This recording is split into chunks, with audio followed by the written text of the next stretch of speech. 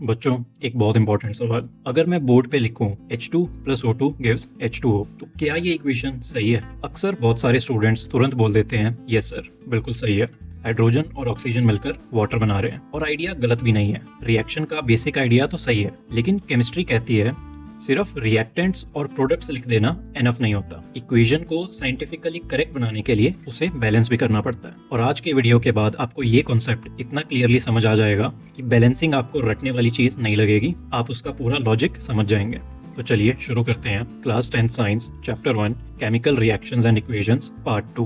पिछले पार्ट में हमने word equation, chemical equation, reactants, products और स्केलेटल इक्वेशन समझी थी। आज हम उसी इक्वेशन को प्रॉपर्ली कंप्लीट करना सीखेंगे। पिछले पार्ट में हमने मैग्नीशियम वाली इक्वेशन लिखी थी Mg plus O2 gives MgO, और हमने देखा था कि ये एक स्केलेटल केमिकल इक्वेशन है, यानी रिएक्शन दिख रहा है लेकिन एटम्स दोनों साइड पर इक्वल नहीं है। तो आज का मेन सवाल है इक्वेशन को बैलेंस करना जरूरी क्यों होता है। इसको समझने के लिए एक इंपॉर्टेंट लॉ याद कीजिए जो आपने क्लास 9 में पढ़ा था, law of conservation of mass. Mass can neither be created nor destroyed in a chemical reaction. Simple Hindi में इसका मतलब क्या है? केमिकल रिएक्शन के टाइम पर एटम्स ना कहीं से अचानक आ जाते हैं ना कहीं गायब हो जाते हैं। जो एटम्स रिएक्टेंट साइड पर होते हैं वही प्रोडक्ट साइड पर बस रीअरेंज हो जाते हैं। इसीलिए इक्वेशन के दोनों साइड्स पर एलिमेंट के एटम का नंबर सेम होना चाहिए, और जब दोनों साइड्स पर एटम्स इक्वल हो जाते हैं तब हम कहते हैं कि इक्वेशन बैलेंस्ड है। अब इसकी फॉर्मल डेफिनेशन समझते हैं। A chemical equation is balanced when the number of atoms of each element is same on both sides of the equation। Simple language में लेफ्ट साइड पर जितने एटम्स हैं राइट साइड पर भी उतने ही होने चाहिए, तभी मास कंजर्व होगा।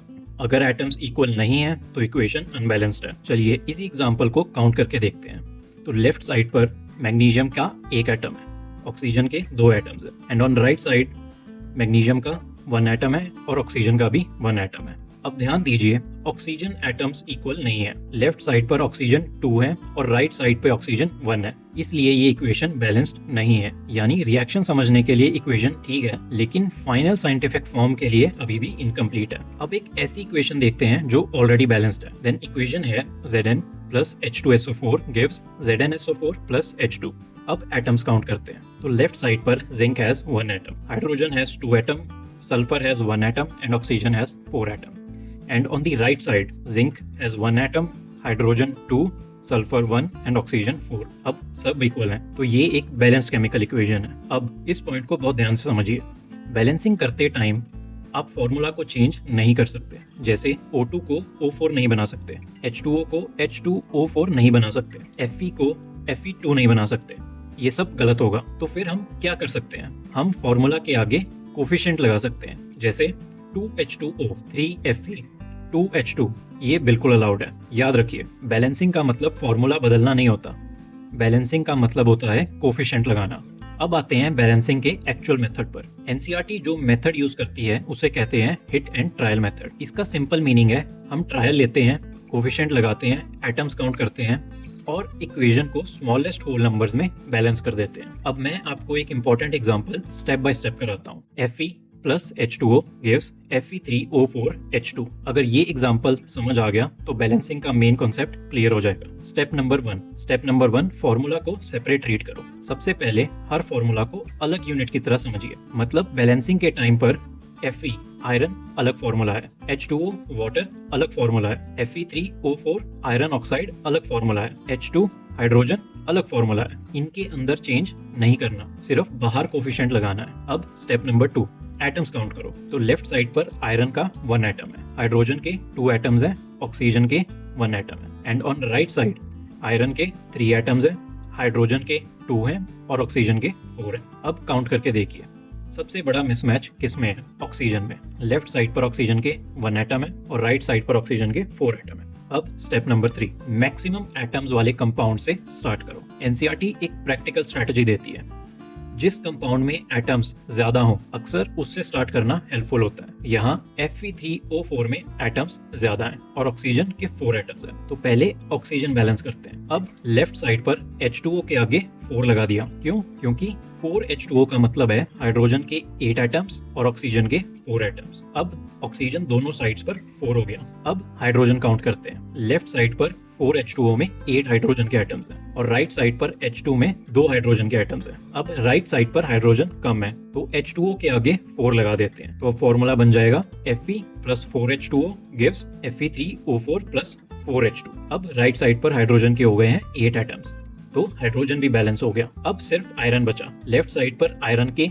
1 एटम और राइट साइड पर आयरन के 3 एटम्स, तो लेफ्ट साइड पर आयरन के आगे 3 लगा देते हैं। So formula would become 3Fe plus 4H2O gives Fe3O4 plus 4H2। अब सब इक्वल हैं, इसलिए फाइनल बैलेंस्ड इक्वेशन है 3Fe plus 4H2O gives Fe3O4 plus 4H2। बस इसी तरह हिट एंड ट्रायल मेथड का यूज करके इक्वेशन बैलेंस की जाती है। यहाँ एक बहुत इंपॉर्टेंट बात समझिए, जब हम लिखते हैं 3Fe plus 4H2O gives Fe3O4 plus 4H2, तो इसका मतलब ये नहीं है कि आयरन का फॉर्मूला बदल गया। आयरन का फॉर्मूला अब भी Fe ही है, बस हम ये कह रहे हैं कि रिएक्शन में 3 आयरन एटम्स और 4 वाटर मॉलिक्यूल्स पार्ट ले रहे हैं। सो रिमेंबर, कोफिशिएंट फॉर्मूला की आइडेंटिटी नहीं बदलता, कोफिशिएंट सिर्फ क्वांटिटी बताता है। अब एनसीईआरटी एक और इम्पोर्टेंट चीज बताती है, केमिकल इक्वेशन को और इंफॉर्मेटिव बनाने के लिए हम रिएक्टेंट्स और प्रोडक्ट्स की फिजिकल स्टेट भी लिखते हैं और इसके सिंबल होते हैं ब्रैकेट में S मींस सॉलिड, ब्रैकेट में L मींस लिक्विड, ब्रैकेट में G means gas and bracket में AQ मींस एक्वेरियस, यानी वाटर सॉल्यूशन में डिसॉल्व। अब सेम इक्वेशन को स्टेट सिंबल्स के साथ लिखें तो 3Fe in solid form, 4H2O in gaseous form, Fe3O4 in solid form and 4H2 in gaseous form. यहाँ H2O के साथ G लिखा गया है क्योंकि इस रिएक्शन में वाटर स्टीम के फॉर्म में यूज हो रहा है। ये स्मॉल पॉइंट एग्जाम में भी पूछा जा सकता है। अब एक और यूजफुल चीज, कभी कभी रिएक्शन को होने के लिए स्पेशल कंडीशंस चाहिए होती हैं, जैसे heat, pressure, catalyst, sunlight, chlorophyll. ऐसी कंडीशंस को रिएक्शन एरो के ऊपर या नीचे लिखा जा सकता है। इसका मतलब होता है कि रिएक्शन इन स्पेशल कंडीशंस में हो रहा है। अभी हमें इन रिएक्शंस को डिटेल में नहीं समझना, फिलहाल बस इतना याद रखिए कि रिएक्शन कंडीशंस इक्वेशन को और क्लियर बनाती हैं। अब एक क्विक प्रैक्टिस करते हैं। इक्वेशन है Mg plus O2 gives MgO। अब देखो, लेफ्ट साइड पर ऑक्सीजन के 2 एटम्स हैं और राइट साइड पर ऑक्सीजन का 1 एटम है, तो पहले MgO के आगे 2 लगाते हैं, तो इक्वेशन बन जाएगी Mg plus O2 gives 2MgO। अब राइट साइड पर मैग्नीशियम 2 हो गया, तो लेफ्ट साइड पर भी Mg के आगे 2 लगाएंगे एंड इक्वेशन बन जाएगी 2Mg plus O2 gives 2MgO। अब चेक करो, Mg के एटम्स 2 हैं दोनों साइड्स पे और ऑक्सीजन के भी 2 एटम्स हैं दोनों साइड्स पे, तो इक्वेशन बैलेंस हो गई। Now another example, H2 plus Cl2 gives HCl।